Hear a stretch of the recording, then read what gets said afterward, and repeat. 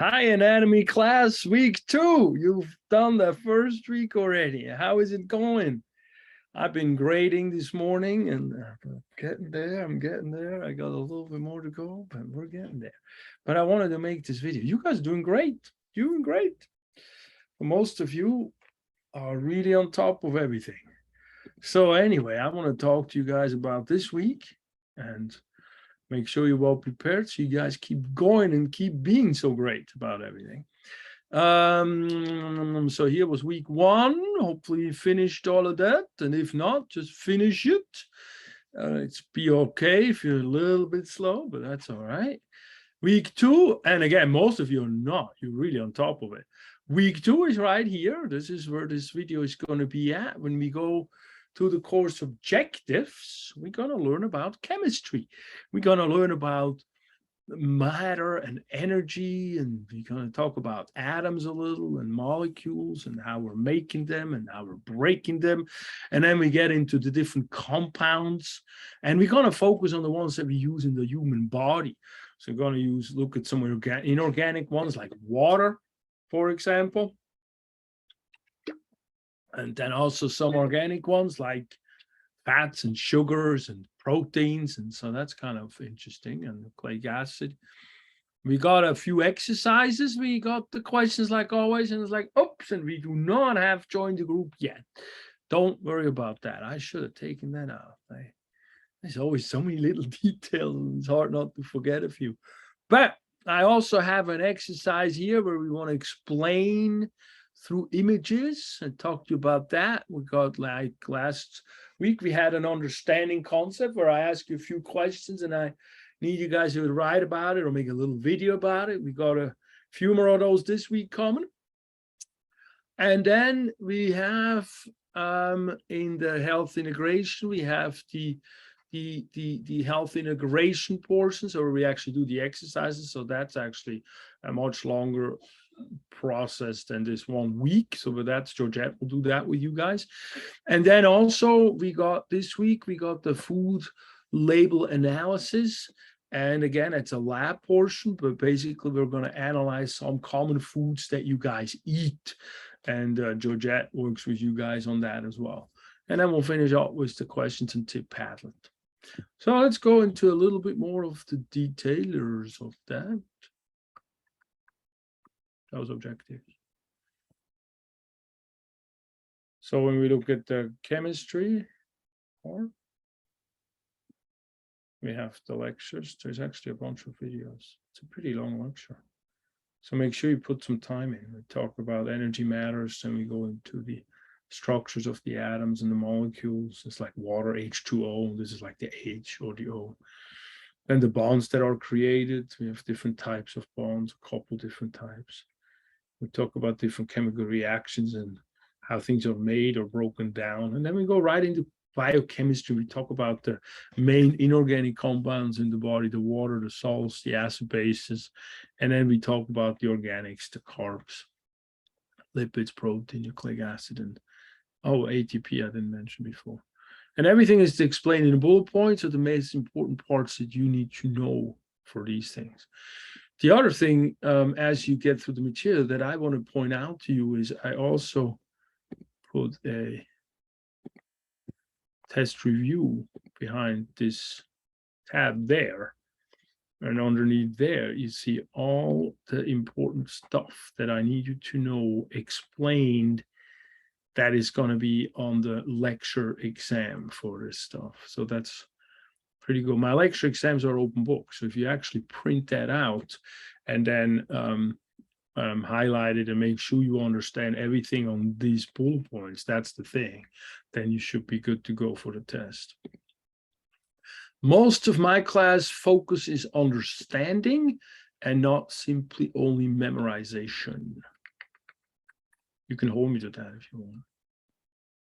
Good. So that's the chemistry here. Then we have these questions again. You do these as many times as you want. It's a quiz format style. That way you're also used to the first test because that's the same way. And then these concept discussions. And then, and look, it's under the lab here, but we can do it through the class here. I think this is probably one we do mostly at home, but because you actually want to do, what you do is you go to Google and you Google terms that you need to know, or things that you like to visualize, or a process, or a chemical compound, or whatever, or what impact lipid has on the body, or carbohydrate has on the body, or the Krebs cycle as we get to chemistry. Oh no, that's going to be in, well, that is actually biochemistry, but we don't have to go that detailed. But things like that. I want you Google images and then copy paste an image into a document, and or at least into this, and describe why that image was helpful to you. Because the reason why I'm doing this exercise is because that's how I created the class. So I Google things and figure out how can I make it look better, or not look, explain better. And then I made booklets out of that sort of thing, doing that, because visual is for so much than just some words on a paper.